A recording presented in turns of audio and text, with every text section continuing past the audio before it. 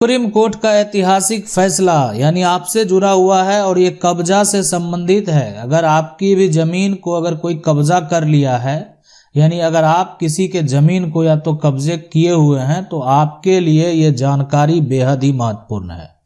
यानी supreme court ने जो ऐतिहासिक फैसला दिया है, अब इनके साथ क्या हुआ कि इनके पूर्वज की जमीन है और जमीन पर कब्जा करके मकान बना लिया है। ये आप मकान देख रहे हैं, नया मकान है बना हुआ, ये कब्जा करके मकान बनाया गया है। अब ये भी हो सकता है कि जो व्यक्ति है उसका कब्जा बहुत सालों से है। अब खतियानी जमीन है, इनका जो जमीन है पूर्वज की जमीन है, इनका खतियानी जमीन है, ये इनके उत्तराधिकारी हैं, वंशज हैं, इनका अधिकार है इस जमीन के ऊपर। आज भी वर्तमान में जो है सरकार के को जो टैक्स जाता है इन्हीं के नाम से जाता है, लेकिन इस जमीन पर मकान कोई और बना लिया है। अब क्या होगा, क्या ये मकान टूट जाएगा? क्या है सुप्रीम कोर्ट का ये ऐतिहासिक फैसला? देखें, जमीन का जो मालिक है उसके पास जमीन का जो है दस्तावेज है।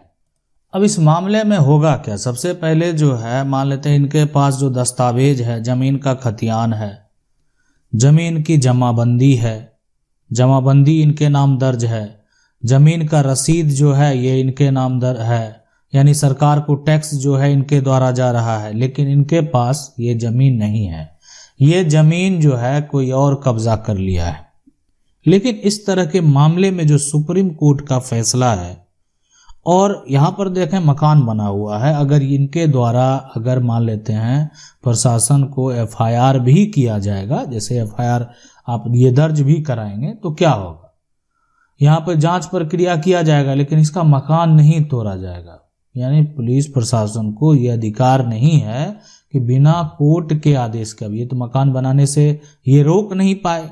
जिस समय मकान बनाया जा रहा था उस समय रोकने का पूरा प्रयास करना चाहिए। अब आप कहेंगे कि हमने प्रयास किया, लेकिन सारा सिस्टम की वजह से जो है वो सामने वाला जो है व्यक्ति रुकने को तैयार ही नहीं था, और हम उसको जबरन जाके बलपूर्वक नहीं रोक सकते थे। हम उसमें सक्षम नहीं हैं, हम पढ़े लिखे लोग हैं, हम जाकर जो है उससे लड़ाई नहीं कर सकते हैं, मारपीट नहीं कर सकते हैं।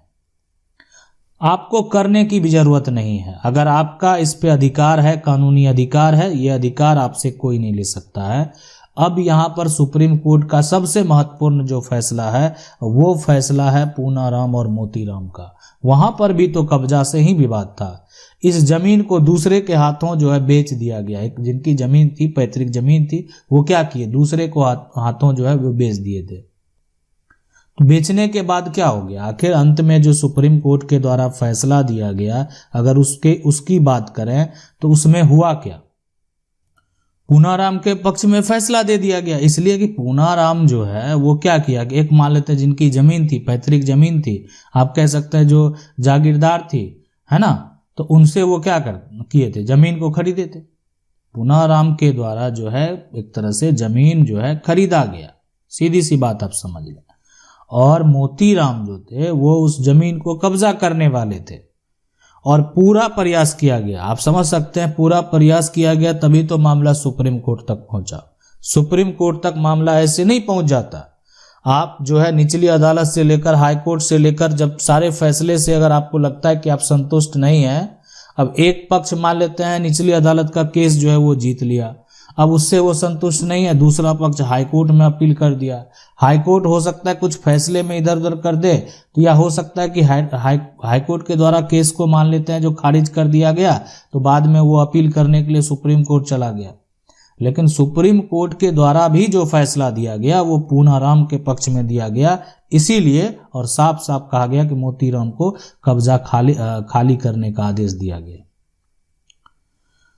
तो ये जो यानी मकान बना लिया है, तो इसको अब कानूनी प्रक्रिया के तहत आपको जाना होगा। आप सोचेंगे कि एफआईआर करा देंगे, कोई पुलिस अधिकारी आएंगे और इसका मकान जो है टूट जाएगा, ये संभव नहीं है। अब यानी अब आपको कानूनी प्रक्रिया में जाना होगा। जो व्यक्ति मकान बनाया है उसको कोर्ट में कागजात दिखाना होगा, उसके पास क्या कागजात है वो कोर्ट में उसको दिखाना होगा।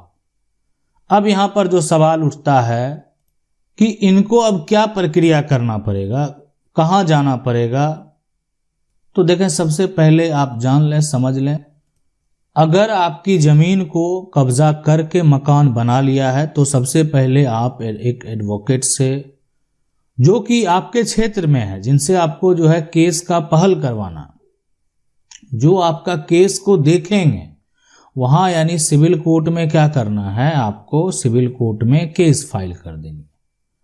और साथ में आपको उसके लिए जो है खतियान का जरूरत पड़ेगा, वो खतियान भी देना है। साथ में जमाबंदी का जरूरत पड़ेगा, वो जमाबंदी मान लेते हैं, जो भी दस्तावेज है, रसीद भी आपके पास है। अब ये सभी दस्तावेज आपके पास है और आपके पास पूरा प्रूफ है कि ये संपत्ति आपकी है। कब्जा करने वाले को नोटिस भेजा जाएगा। अब कब्जा करने वाले जो है, अगर वो केस आप जो नोटिस भेजते हैं उसको एक्सेप्ट करते हैं तो उसको भी जवाब देना पड़ेगा कि आखिर वो जो है इस पोजीशन पर जो है मकान बनाए हुए किस आधार पे बनाए हुए, क्या उसको मालिकाना हक प्राप्त है, क्या उसके पास जमीन की कोई रजिस्ट्री है, जमीन का कोई वसीयत है, या कोई भी ऐसा कागजात है जिससे ये साबित हो सके कि जमीन उसकी है और वो अपनी जमीन पर मकान बनाया है। अगर उसके पास ऐसा कोई भी दस्तावेज नहीं है जिससे ये साबित हो सके कि जमीन उसकी है और वह अपनी जमीन पर मकान बनाया है, अब उसके पास तो ऐसा कोई दस्तावेज है ही नहीं, इसलिए वो तो जबरन मकान बना लिया। उसको लगा मुझे कोई नहीं हटा पाएगा, हम तो वर्चस्व वाले लोग हैं ऐसे, और मेरे साथ बहुत सारे लोग हैं, मेरा मकान कैसे हटा देगा। तो ये बात जो है, यानी जिस दिन कोर्ट का फैसला आएगा उसको समझ में आ जाएगा कि मकान कैसे हटता है। अगर ऐसी किसी के द्वारा गलती की गई है, देखें एक चीज है, हम उनके लिए भी बोलेंगे जो कब्जा करने वाले हैं, तब जिन मकान आप बना लिए हैं तो एक होता है कि अब प्रयास क्या करना है। प्रयास आपको ये करना है कि जो जिसका जमीन है ना, मामला को सॉर्ट करने के लिए, मामला आगे नहीं बढ़े इसके लिए प्रयास ये करना है कि जिसकी जमीन है उनसे बात करें कि कुछ पैसा जो है लेकर मुझे ये जमीन दे दीजिए, हम तो मकान बना लिए, इसी पे हम रहते हैं, हम कहाँ जाएंगे, जो भी है। तो अगर आपकी कानूनी प्रक्रिया के तहत लड़ाई होगी तो उसमें कब्जा करने वाले जो हैं वो हार सकते हैं। अगर इस फैसले को देखें, ये जो सुप्रीम कोर्ट का फैसला है, कहे कि यहाँ पर जो फैसले की अगर हम बात करें ना, तो जो ट्रायल कोर्ट का फैसला था वो भी पूनाराम के पक्ष में था। यानी जो ट्रायल कोर्ट का फैसला है वो भी जो है, जो जमीन का मालिक है उसके पक्ष में फैसला हुआ, यानी मोतीराम के, यानी कब्जा करने वाले के पक्ष में ट्रायल कोर्ट का भी फैसला नहीं हुआ। तो इसीलिए यानी ये बात आप समझ लें कि अगर वो संपत्ति आपकी है, वो जमीन आपकी है, तो उस पर आपका कानूनी अधिकार है और उस अधिकार से आपको कोई भी वंचित नहीं कर सकता है। अब यहाँ पर देखें, खाली भी जमीन में भी सुप्रीम कोर्ट के द्वारा जो है कहा गया कि अगर कोई मान लेते जमीन खाली है, खास करके यहाँ पर तो मकान बना हुआ है, आप मकान जाके तोड़ेंगे तो आप पर भी आरोप लगाए जा सकते हैं।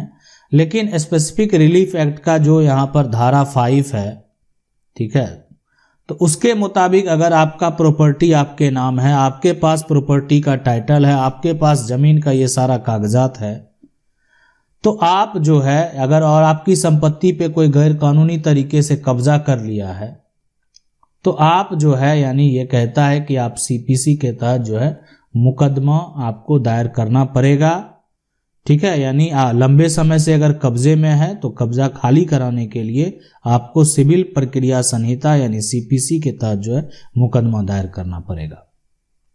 और उसमें साफ साफ ये भी कहा गया, देखें अगर आप खाली जमीन है, अब मकान तो बना लिया मान लेते हैं, तो और आप उसमें कोई कार्य ना करे या खाली जमीन में मकान ना बनाए, उसके लिए आपको स्टे भी ले लेना कोर्ट से, कि कोर्ट से जो है वो आप बात करेंगे, जो आपके एडवोकेट है वो सारा प्रक्रिया आपको कर देंगे कि आपको क्या करना, उस पर रोक लगा देना है ताकि किसी प्रकार का कोई भी कंस्ट्रक्शन का वर्क नहीं किया जा सके। यानी पहले आपको क्या करना है, स्टे ले लेना है ताकि जो कब्जा करने वाला व्यक्ति है उस पर किसी प्रकार का कोई भी निर्माण नहीं करा सके। इस बात को आप समझ लें। तो ये होता है पूरा प्रक्रिया आशा करते हैं वीडियो अच्छा लगा होगा। वीडियो को लाइक जरूर कर दें। चैनल को पहली बार देख रहे हैं, सब्सक्राइब करके जो बेल आइकन है उसको जरूर दबा लें। मिलते हैं अगले वीडियो में, तब तक के लिए जय हिंद।